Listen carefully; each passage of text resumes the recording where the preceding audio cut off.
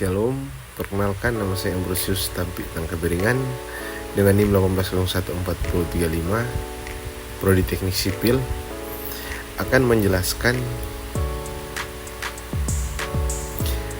analisa dampak lingkungan hidup atau biasa dibilang AMDAL. Studi yang dilakukan untuk menilai dampak suatu kegiatan atau proyek terhadap lingkungan. AMDAL bertujuan untuk mengidentifikasi, memprediksi dan mengevaluasi dampak yang mungkin terjadi serta menyusun langkah-langkah mitigasi untuk mengurangi dampak negatif. Makalah ini akan membahas definisi tujuan, tahapan serta pentingnya AMDAL dalam pembangunan berkelanjutan. Definisi analisa dampak lingkungan. AMDAL adalah dokumen yang memuat kajian secara menyeluruh tentang dampak penting dari suatu rencana kegiatan terhadap lingkungan hidup yang diperlukan bagi proses pengambilan keputusan tentang pelaksanaan kegiatan tersebut. AMDAL meliputi aspek fisik, kimia, biologi, sosial, ekonomi, dan budaya. Tujuan AMDAL mencegah kerusakan lingkungan, mengidentifikasi potensi dan dampak negatif sebelum proyek dimulai untuk mencegah kerusakan lingkungan, menjamin keberlanjutan proyek, memastikan bahwa proyek berjalan sesuai dengan prinsip pembangunan berkelanjutan, mengakomodasi kepentingan masyarakat, melibatkan masyarakat dalam proses perencanaan dan pengambilan keputusan untuk memastikan dampak sosial ekonomi diperhitungkan. Tahapan AMDAL: penyusunan kerangka acuan, mengidentifikasi ruang lingkup kajian dan metode yang akan digunakan. Penyusunan analisis dampak lingkungan atau biasanya AMDAL menganalisis dampak lingkungan yang mungkin terjadi dan mengevaluasi besarnya dampak tersebut. Penyusunan rencana pengelola lingkungan hidup atau disingkat RKL, merancang langkah-langkah untuk mengelola dan mengurangi dampak negatif. Penyusunan rencana pemantauan lingkungan atau biasa disingkat RPL, merancang program pemantauan untuk memastikan bahwa langkah-langkah pengelola dampak dijalankan dengan baik. Penilaian dan persetujuan. Pemerintah atau badan berwenang menilai dokumen AMDAL dan memberikan persetujuan rekomendasi. Pentingnya AMDAL. Perlindungan lingkungan. AMDAL membantu kualitas lingkungan dengan mengidentifikasi dampak potensial dan langkah mitigasi sebelum proyek dilaksanakan. Mengurangi risiko lingkungan dan sosial yang dapat menimbulkan kerugian finansial dan reputasi bagi perusahaan. Kepatuhan hukum, memastikan bahwa proyek mematuhi peraturan dan undang-undang lingkungan yang berlaku. Partisipasi publik, meningkatkan transparansi dan partisipasi masyarakat dalam proses perencanaan proyek sehingga mengurangi potensi konflik. Tujuan dan jenis AMDAL. AMDAL tunggal. Jenis AMDAL satu ini adalah kegiatan atau kajian proyek tunggal pelestarian lingkungan yang diatur oleh satu instansi pembina. Contoh paling mudah dari jenis AMDAL tunggal adalah proyek kajian rumah sakit, proyek PLTU dan sejenisnya. AMDAL sektorat. AMDAL sektorat merupakan kegiatan dan kajian dampak terhadap lingkungan yang dilakukan secara sektoral. Alasannya adalah karena penetapan kajian AMDAL ini ditetapkan oleh menteri sektoral, contohnya proyek pembangunan jalan tol. AMDAL sosial.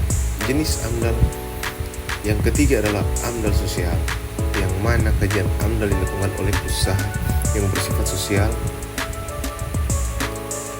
di dalam pengaplikasikannya tentu melibatkan kewenangan dari satu instansi sosial. Sebut saya contohnya AMDAL pendirian sekolah atau anak pemulung di sekitar TPA Bantar Gerbang. AMDAL regional. Seperti namanya AMDAL regional, maka jenis satu ini memuat dampak penting atau usaha dalam lingkup suatu wilayah. Jenis AMDAL regional ini bisanya memiliki ruang lingkup yang lebih luas daripada jenis-jenis sebelumnya. Contohnya proyek penanaman tanaman mangrove di daerah Katawur, Cilacap. AMDAL terpadu. Jenis AMDAL yang terakhir adalah AMDAL terpadu, yang mana secara garis besar tidak berbeda jauh dengan AMDAL sosial. Hal ini membedakan keduanya adalah fokus dan sistem kajian. Jika AMDAL sosial berfokus pada aspek sosial, maka AMDAL terpadu memuat dampak yang lebih besar dan terpadu. Contoh dari AMDAL terpadu adalah pembangunan pemukiman terpadu, pembangunan industri dan pabrik. Maka dari itu tidak heran AMDAL jenis satu ini memiliki lingkup yang lebih luas, terkadang lebih rumit. 4. Manfaat AMDAL dalam berbagai aspek. AMDAL untuk pemerintahan. Manfaat AMDAL untuk pemerintahan sebenarnya lebih berkaitan pada pembentukan kebijakan pemerintah wewenang yang lebih tinggi dari pihak manapun.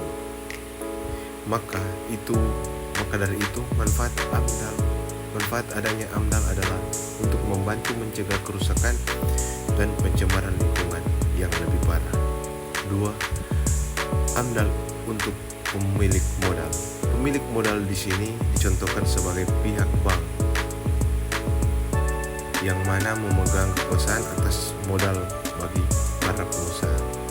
Manfaat adanya AMDAL bagi pemilik modal adalah mudah memberikan modal pinjaman suatu pembangunan atau proyek. AMDAL untuk pemilik proyek. Manfaat AMDAL berikutnya untuk pemilik proyek atau perusahaan, yang mana AMDAL menjadi kunci bagi suatu perusahaan. AMDAL akan bermanfaat bagi proyek karena akan menjamin pembangunan proyek terhadap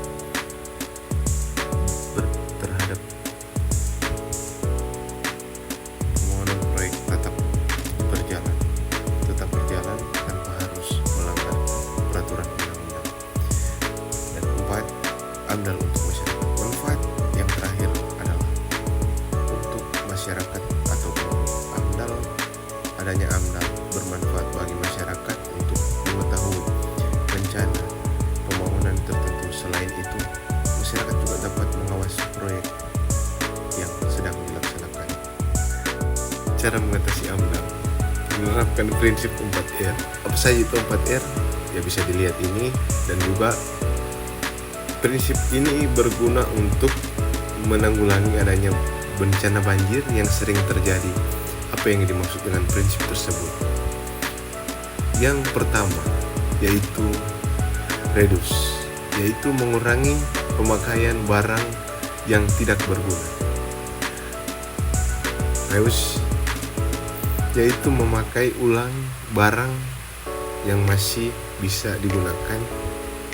Dan recycle yaitu mendaur ulang barang ataupun sampah untuk menjadi barang yang berguna. Replant yaitu menimbun sampah organik untuk dijadikan kompos. Dengan menggunakan prinsip tersebut, diharapkan sampah yang ada di berbagai daerah dikurangi dengan kesadaran masing-masing masyarakat. Dan 2. Reboisasi. Hutan di berbagai negara menjadi paru-paru dunia. Jika ada hutan yang dirusak, maka berbagai negara lain juga akan mendapatkan efek tersebut. Tentunya yang akan menerima pertama akibatnya yaitu negara yang sudah merusak lingkungannya sendiri. Untuk itu, jangan merusak hutan yang ada. Jika ingin menebang pohon, maka Anda harus memiliki sikap tebang pilih dan menanam benih untuk pohon yang baru. 3. Bioremediasi. Limbah yang tidak hanya terjadi di industri saja, ada juga limbah rumah, ada juga limbah rumah tangga, tapi yang sering menyebabkan efek yang terasa adalah limbah industri. Untuk itu, suatu industri haruslah mengetahui apa itu bioremediasi, terutama untuk industri yang mengeluarkan banyak limbah berbahaya berupa zat-zat toksik. Dampaknya tidak hanya mencari lingkungan saja, tapi bisa mengganggu kesehatan masyarakat di daerah sekitar. Bioremediasi ini yaitu pemanfaatan mikroba ataupun tanaman dari kontaminasi. Jadi limbah yang dibuang harus dibersihkan dahulu kontaminasinya. Jadi adanya bioremediasi.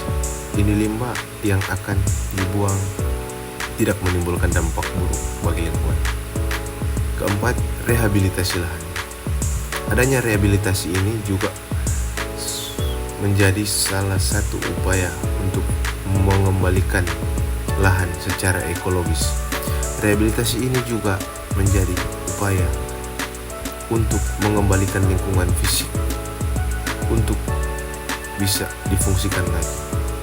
Tanggung jawab yang membuat rehabilitasi ini adalah pengusaha yang sudah melakukan penambangan di lahan tersebut. Jika hal ini tidak dilakukan, maka tanah akan menjadi tandus dan mati. Yang terakhir, kelima, reklamasi pantai. Reklamasi pantai merupakan pemulihan untuk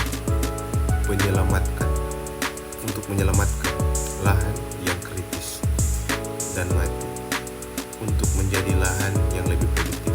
Adanya lahan yang kritis dikarenakan ulah penebang pasir yang dilakukan oleh manusia. Nah, dengan reklamasi pantai dan penanaman tembakau ini menjadi cara menanggulangi kerusakan lingkungan akibat ulah manusia. Jika diperhitungkan antara penebang pasir dan biaya dibutuhkan untuk reklamasi pantai tidaklah seberapa. Justru itu lebih banyak yang digunakan untuk mereklamasi pantai. Kesimpulan, AMDAL adalah instrumen penting dalam menjaga keseimbangan antara pembangunan dan pelestarian lingkungan dengan melibatkan pihak dan melalui proses yang komprehensif. AMDAL dapat memastikan bahwa dampak negatif dari suatu proyek diidentifikasi dan dikelola dengan baik. Hal ini penting untuk mencapai tujuan pembangunan berkelanjutan yang tidak hanya berfokus pada keuntungan ekonomi, tetapi juga menjaga kelestarian lingkungan dan kesejahteraan masyarakat. Terima kasih.